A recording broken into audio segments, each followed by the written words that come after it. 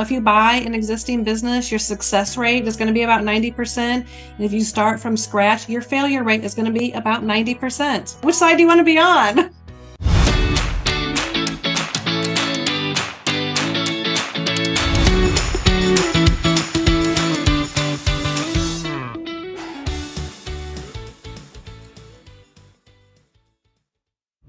I want to give a quick shout out to my podcast manager, Abby. If you're in need of help in launching and managing your own show, please reach out to her at productions@abbygwaki.com. I'll put her details in the show notes. She really is the best, and I love her. Hello, welcome back to Quiet Wealth. I'm your host, Camilla, and I'm super excited that you have joined me today because I have an amazing guest again, and I'm super excited to have her on the show. But first, if you are new here, welcome. Here at Quiet Wealth, we talk about three things. We talk about building wealth, building businesses, and leaving a legacy. So we're going to dive into all three of those with the amazing Della Kirkman. Della, welcome to the show. Hey, Camilla, I'm so happy we've reconnected recently, and it's super exciting to be on your show here today. I know. I met Della a while ago, actually, about a year ago, and she didn't even know I met her because I consider it meeting when I see her running an online group. And I did raise my hand one time and ask a question in this group. But Della was running an online group for the amazing Cody Sanchez. Shout out to Cody Sanchez. Absolutely. If you're not following this woman, you need to follow her. Mm-hmm. She has blown my mind and has really challenged me to think differently. And I came across her when she launched her group called Contrarian Thinking.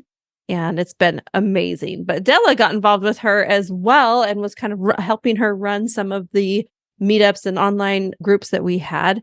I found out later that Della has bought and sold 2 businesses. I was super excited to finally meet her in person at FinCon, which is a financial conference for money nerds, which Della and I Yay, money nerds.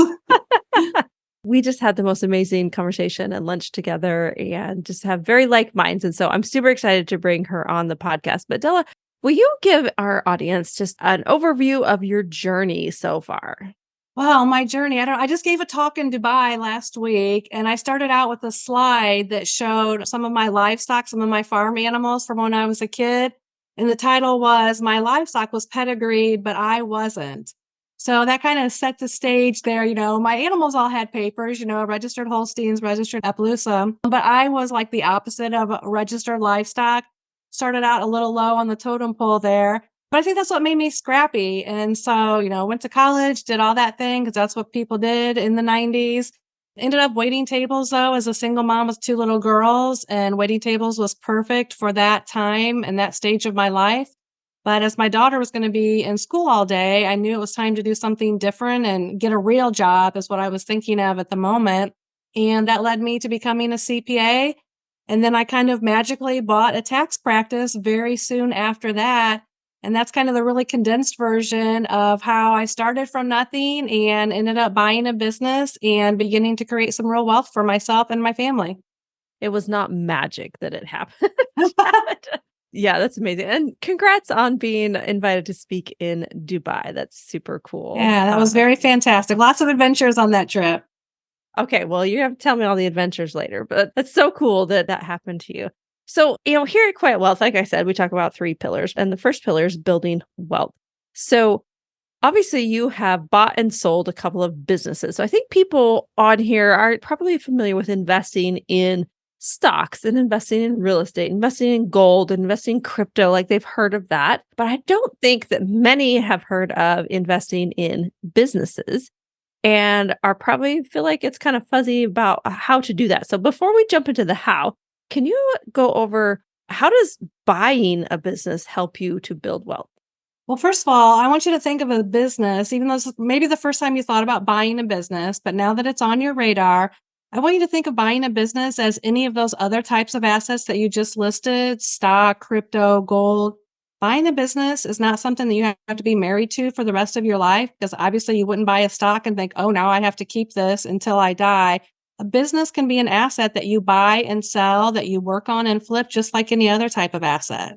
Yeah, I think that's what Cody really opened up my eyes to, was that she's like, you can buy businesses and it's not like the family business where you're going to have to grind and work in it forever and ever and ever. It's something that you can buy, you can build on, and then you can sell it and you can make money off of that sale. And that's exactly what you did. So tell me more about the CPA business that you bought. Yeah, so like I said, I was looking around for a real job when my daughter was going to be in school, and I just decided I wanted to be a CPA. So I sent an email out to all my friends and family and said, "Hey, of all things, I'm going to be an accountant now. So I need some experience. Can you please connect me with anybody that could hire me to do some accounting work?" And so my great aunt, who was already in her 80s at that time, she kind of started this whole snowball. And she said, "Hey, I think you should go and apply at this tiny firm that I do my taxes at in a local town." And so I went there. I got hired to do drop offs, which means you sit in a corner in the back and you don't really talk to anybody. You just do data entry and, look at their W-2s and fill in the blanks. And somebody else checks your work and somebody else deals with the clients. And so I thought that was perfect for me. I can learn and, get some experience as I was studying for my CPA exams and such.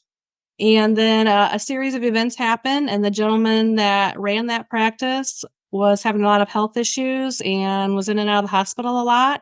And he was looking for a way out, and he explored some other options, but wasn't real comfortable with selling to a bigger firm. He didn't think that would be a good fit with his client base. And so what ended up happening is there was another gentleman, so a separate tax practice in that same building. And they were not only in the same building, but they actually shared office space.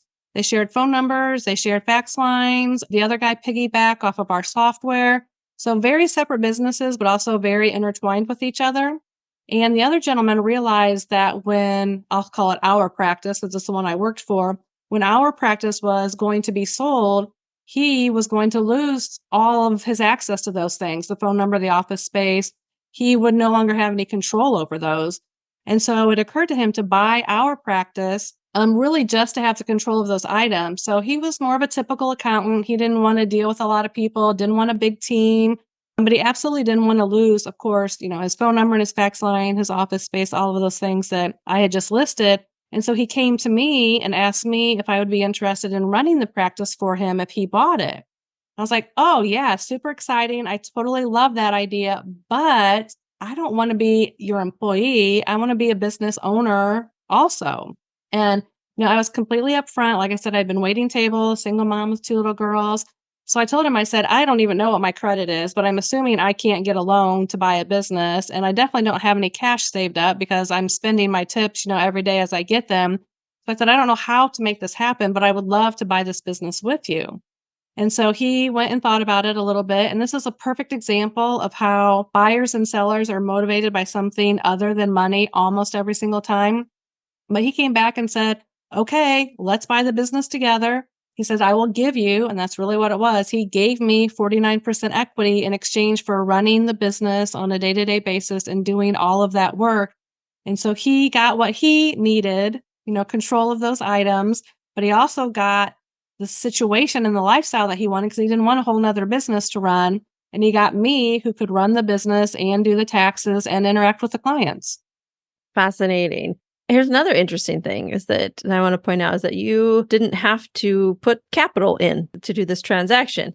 It's a prime example of how you being willing to do the work is Exactly. also super valuable in any type of investment. So yeah, and not only did I not put any capital down, Doug only put down $10,000, and that was just to buy the office furniture, equipment, the computers, desks, fax machines. We still had a lot of paper file cabinets at that point in time. So every other dime that paid for that business, it didn't come out of either one of our pockets, and it didn't come from the bank or any other outside investor. That all came from within the business. So the business was able to pay for itself and also pay me as the main worker and operator of that business also. And how long did you run that business? Oh, altogether, I had that for close to a decade, just about 10 years. I did sell it a few years ago, but it was about 9 or 10 years that I ran that business. And I ran it part of that time with my business partner, and then I did buy my business partner out at some point along that journey also. Ooh, tell me more about that. Sure. So that was early one tax season. And now this other gentleman, you probably gathered from this that I didn't have a ton of experience doing taxes or running a business at that point in time, but I had learned a ton. I'm a great study and I love learning. And so a few years into this deal, he came to us and said that he was no longer going to be checking our business returns. And that's where we had been the weakest. And I was like, okay, well, that sounds good. So, I took that as improvement. We're doing great. We don't need our returns checked anymore. Went through that tax season and everything worked out well. And it turns out we didn't need him, as we had been utilizing him for that checking function. And so I thought, hey, if he's not helping, then, helping and contributing to the work, I probably don't need him as an owner and I should look into buying him out. Now, buying him out was something that we had talked about in the very beginning, but that just seemed like something just so far in the distance and, really unreachable at that point in time that we didn't even chat about how exactly that would happen. So I was like, hey, we had mentioned this before, buying you out, and, I think I'd like to do that now.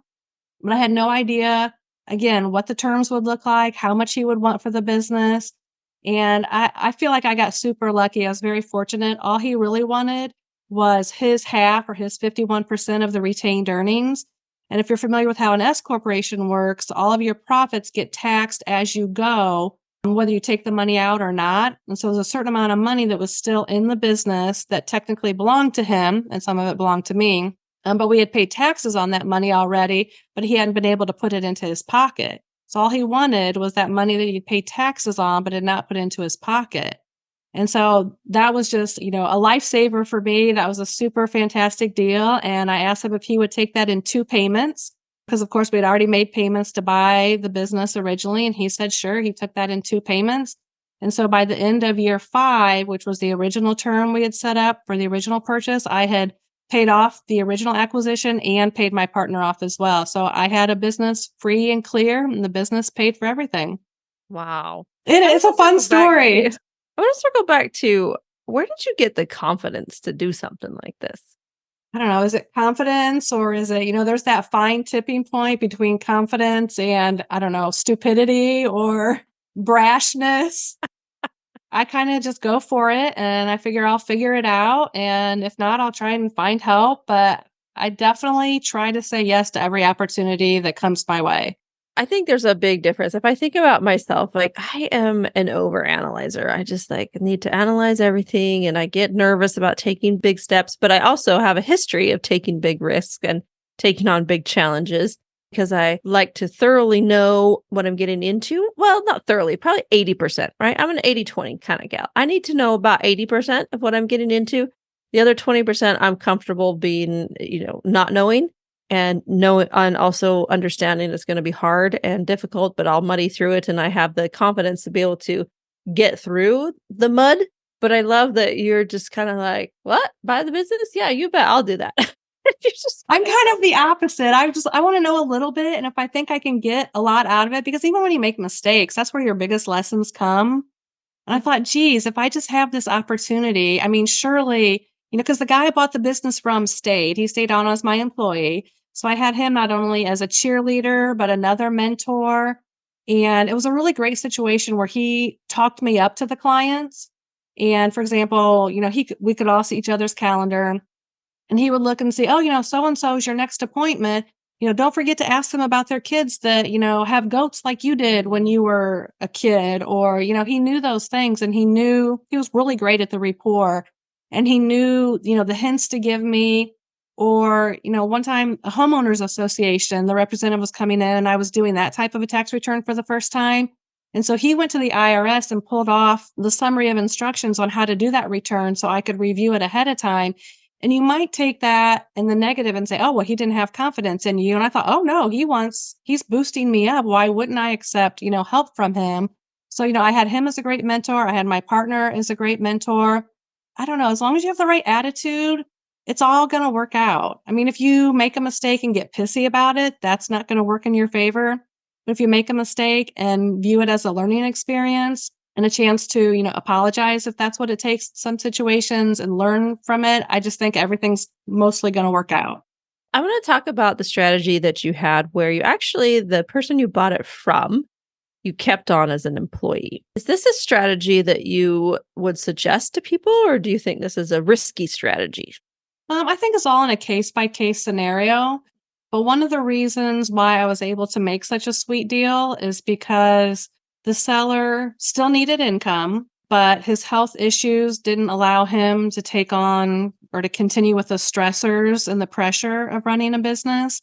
But he was also a brilliant accountant, and his clients still loved him. He was also on disability. So he's receiving disability benefits from the government, which also meant he could only earn a certain amount. So I had an employee that had capped wages, that loved the job, and was still going to give it his all, even though his all wasn't what it used to be, but he was still going to give it his all. So in my particular case, it worked out well. And we'd already worked together for a period of time. And so we knew that we got along. So, I bought not only a job, but I bought the actual employer that I worked for. So that's a little bit different scenario too. So I don't know. I think just it depends on a case by case scenario. But in my particular situation, it worked out super well. So that's one of the strategies that I thought was really interesting when I was learning from Cody. It was the strategy of, hey, buy a business, hire the owner to stay on for a period of time, maybe up to 12 months, 6 to 12 months, something like that. So they can help with the transition and basically help to find their replacement. And so they can kind of have an ops person that's running the business. So it's not necessarily you as the owner, CEO, also the COO, right? Running every aspect All the hats. of the business. Yes, all the hats. And we as entrepreneurs, I mean, we're used to wearing all the hats. And sometimes we want to wear all the hats to a fault. So I think the strategy about investing, if you think of yourself as an investor owner rather than a owner operator, then you come at it from very different ways. So your first business that you bought it as an owner operator. Yes. Absolutely. 100%. Yeah. And I actually think that's the best strategy. So contrary to what I'll say the big boys, even though we've talked about Cody, but I'll throw her in with the big boys as well. But that's their spiel. And to a certain degree, I completely agree, but to a certain degree, I don't agree. So it's a lot of work to buy a business. There's a lot of time, effort, stress, money that goes into it. And so the big boys are saying it takes the exact same amount of effort or investment to buy a small business as it does a larger business. So why bother with a smaller business? Well, in my opinion, that's keeping too many people on the bench. So if you've got the guts and the skills and the whatever it takes to buy that bigger business where you can be an investor and not an operator, then absolutely go for it. But if you're the little waitress like I was, I couldn't have bought a business and been an investor. I didn't know how to take care of accounts receivable. I learned that by, running the business. I didn't know that I should be invoicing, right away and not waiting a month out. I mean, some of that's common sense, but I really didn't know all those ins and outs.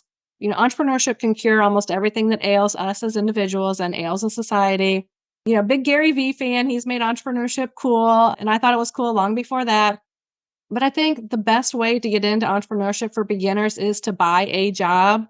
Buy that small business where you are running it day to day. You learn the ropes, you learn what to do, probably what not to do as well. And then you grow organically, you grow through additional acquisitions, and you also start to work your way out of the business, as soon as possible, and then work towards that actual exit where you're selling it down the road. So I actually am a big proponent of the buying a job strategy. Well, and what's fascinating about that too is I had a really interesting discussion with a gentleman yesterday who reached out to me, wanted to discuss buying businesses and strategies behind that. And he said, I'm in an interesting situation where I had a really great job at a tech company. I just got laid off. Right. My whole department got laid off. Ooh, yeah, that's happening a lot, especially in tech. It is happening a lot, right? And he says, I got a lot of money in the bank. I've always been interested in buying and running my own business. And so, he and I were talking about how to purchase a business and the ins and outs of that. But then he said to me, he's like, well, my problem is I have an offer at another W-2 that I have to accept or reject by Thursday. And we were talking on Monday. But his debate in his head is, do I go after the business, buying a business, or do I take the W-2 job so I can have secure income? And what you were saying, I kind of said to him, I said, you know what? The business is going to bring you secure income, right? And you're going to be the owner of that business. So why go back to a W-2 job when you already have this desire, this aspiration to go buy a business, have confidence in yourself to be able to run this business? maybe the first year will be lean, right? And will be a little bit uncomfortable, but it's okay to be uncomfortable. So I was trying to like help him understand that it's okay to be uncomfortable for a little while to get the thing that you really want. And, instead of building someone else's dream, you can be building your own dream, right? Yeah, I 100% agree with you. And how secure was that job he got laid off from? I mean, he probably thought he had security there. And, another point is, just like this gentleman, the people I'm talking to already have a job. They're already punching a time clock for someone, but someone else. So why not buy a business where at least you're punching your own time clock? And then again, you work your way out of that business, but you already have a job. Why not have your own job, so to speak? Yeah. Why not own your job? I also appreciate what you said about going after some of these smaller businesses where you can really get your feet wet and understand where you're good at in business and make a lot of mistakes and just work through them. Because the other thing that he and I were talking about is he pulled out the book, the Harvard Business Review Guide Yeah. to Buying a Business, right? Great book, has a lot of really good practical strategies in there. But then he was like, do you think I should start a search fund? And I was like, okay. Tell you, what do you think about search funds, Della? You're laughing. Tell me what your thoughts are. Yeah, maybe a great topic for somebody that's bought a couple of businesses or somebody that's a little bit down the road, but I don't know. I think that's putting the cart before the horse. I agree. I agree. And for our listener, if you don't know what a search fund is, it's essentially raising money so you can support yourself for a year or two while you go and find your ideal business and buy it. It's an interesting strategy. And I think it's useful for Harvard graduates coming right out of school. That's probably why it's in the Harvard Business Review. But he was asking me, he's like, do you do a search fund? And no. But it's Right, kind of the opposite of doing it myself. entrepreneurship in some ways because it's putting your fate in somebody else's hands again. Now you have all Yeah. these investors to answer Yep. to, and you're Right. on their time frame and whatever promises that you had to make to them up front. And that's kind of the opposite of entrepreneurship, in my opinion, especially for beginners. Agreed. And then we were talking about business valuation and what kind of business he's going for, and he's throwing out really big numbers, and I'm in the back of my head, I'm like, you haven't done it yet. Like, start small. So I think my strategy, in terms of my first business acquisition, will be to buy a smaller business and then build it, right? And Yeah. then the other thing you can do is you can buy a small business and then you can acquire other business, like ancillary businesses. Absolutely. Growth through acquisition is a fabulous strategy. Yeah. So did you do that with your CPA firm? Did you do multiple acquisitions? You just did the one. I did not. I just did the one and got my feet wet and ran that and learned tons. And then it got to a point where it was time for me to get out. It got to a point where I needed to go big or go home, so to speak. And a lot of things happened during the pandemic. I mean, I know that hit everybody really hard. The tax business got hit hard as well because all of those things, all the PPP money and all of, the lockdown and the special unemployment for self-employed, all that went through your tax return and through your tax advisor, me. And so it was just an extra challenging year. And I'd already been contemplating a sale or something. And so it just got to the point where I'm like, okay, I don't know what's going to happen here, but I'm just going to list it for sale. And if it sells, great, I can move on and do something different. And it doesn't, I have a money generating machine and I'll just have to work harder on turning it into something a little bit more enjoyable. Because honestly, I don't want to do it unless it's fun. And business for me is fun. Doesn't mean it's always easy every day, but it's got to be fun for me to keep doing it. And it just wasn't really fun anymore. But, again, I say I got lucky because my business sold very quickly and I sold it on opposite terms from when I acquired it. I got 90% cash up front and only a 10% earn out. So I feel like, buy low, sell high. That's exactly how I worked that one. Talk to me a little bit more about your sales process. And back to I think our listener is probably not as familiar with buying and purchasing and selling businesses in this sense, but how do you go about listing your business for sale? I actually would be a proponent of doing it differently from the way I did it. So I actually listed with a broker, and Okay. I apologize to any brokers that may be listening, but as a class of people, I'm not a giant fan. I know there's always some good ones out there, and I'd love to meet you. But in general, brokers are not my favorite people. I think they act too much as gatekeepers, and they're supposed to be bringing a deal together, but I think they spend too much time keeping things separate and compartmentalized and not sharing enough. I guess that's a whole nother conversation. But anyhow, I did list my business with a broker because I wanted that confidentiality. I was scared that if my clients found out I was selling, they would leave. I was scared if my staff found out I was selling that they would leave.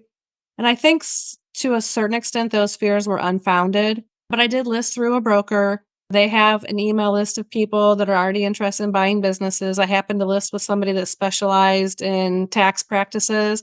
And so, he already knew a whole bunch of people that were interested. And that's probably part of why my business did sell quickly. But on the flip side of that, they were very unhelpful in guiding me through the actual process. I mean, at that point in time, I wasn't exactly sure what legal documents needed to be prepared or if they were my responsibility or my buyer's responsibility. I've done tons of real estate. I mean, you're a real estate girl as well. And at a real estate closing, there's a whole shit room full of people, right? I mean, the buyer's in there and the seller's in there and the buyer's agent and the seller's agent and the title person and maybe the mortgage person. And we're like having a big party and you bring gifts and, you get keys and it's a good time. And that was like the opposite of selling my business. It was just the buyer and I. We met in my office. There was no attorney. There was the broker, broker, I'm not coming. I'm in a different state. Okay, whatever. So we just, figured it all out on our own. So that's one way to sell your business. But I actually have, and I don't know if you want me to mention this or not, but I actually have a 9-step guide on how to sell your business. And even if you want to use a broker, I would still suggest that you go through this guide on your own anyhow, because you're going to be so much more knowledgeable about the process and you're going to have all of your ducks in a row and you're going to know what to expect. And even if you use a broker, I think you need to be an active participant in the sale and not just say, oh, broker, here, go sell my business. You're the only one that knows that business. You know it well. You know all the good stories. You know the bad stories. You know how to present it in its best light. And you really need to be an active participant in that sale. That's awesome. Where can people find that 9-step guide to selling your business? Yeah, we can put a link in the show notes, but it's on my website, which is shiftinggears.com. And it's shift hyphen the letter N hyphen gears.com. Perfect. Okay. We'll definitely put that in the show notes because I think, a lot of our listeners have businesses and some of them haven't even thought about the idea of selling. So honestly, my first business was a music education business and I built it. I built it big. I had a huge studio. I had employees and then we decided to move to another state. I made the mistake of not selling that business. I absolutely could have sold that business and made some money on it and, and gotten paid for the hard work that I put into finding all the students and putting the processes and procedures and, getting the employees.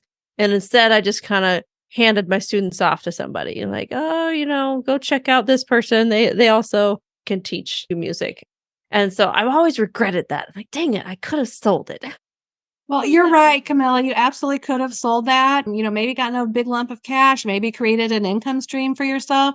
But you're in a very huge boat with tons and tons of other business owners because it just doesn't occur to them to sell in many cases, or they let it get to some kind of an emergency situation where they just don't have the time and they have to, move to a different state or they have to go take care of a spouse or a sick child or something. They just really need to plan ahead and know that that's a possibility and not even a possibility, but that should be the norm, I guess, is selling your business as opposed to closing the doors. But the stats are absolutely, in line with what you just said. Most people don't have that succession plan lined up. They don't know what they're going to do with their business and they just end up closing the doors.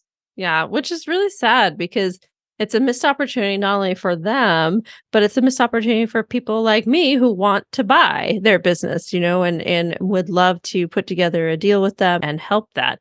But also, there's not as much knowledge and awareness around buying businesses and buying and selling businesses. And it feels like it's way too big. It feels like it's way too big to conquer because then you're right, with the old boys club, when they talk about it, they're talking about the gigantic businesses, but there's so many small businesses.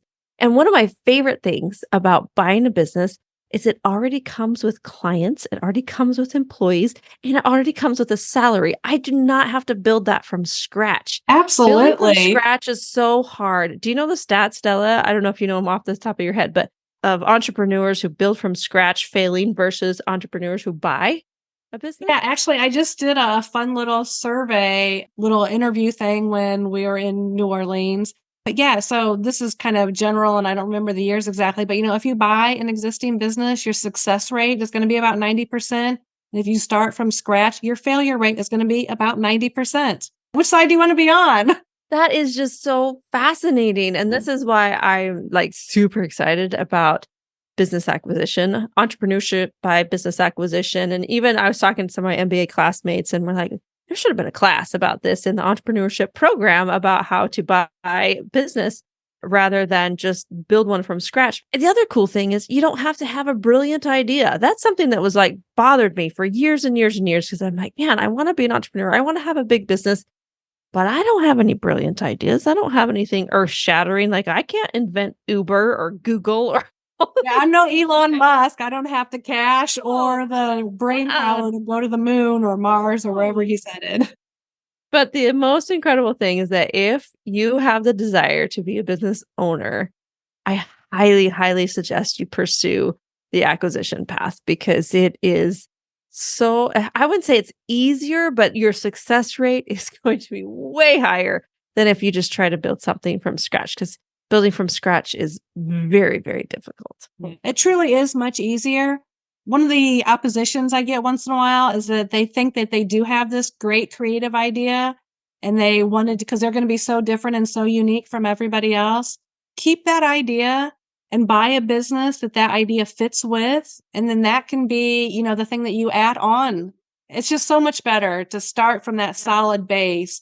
And then you can get creative and do all of the more interesting things that you want to do. Right. I mean, think of business acquisition as a launch pad to your brilliant idea, Yep, exactly.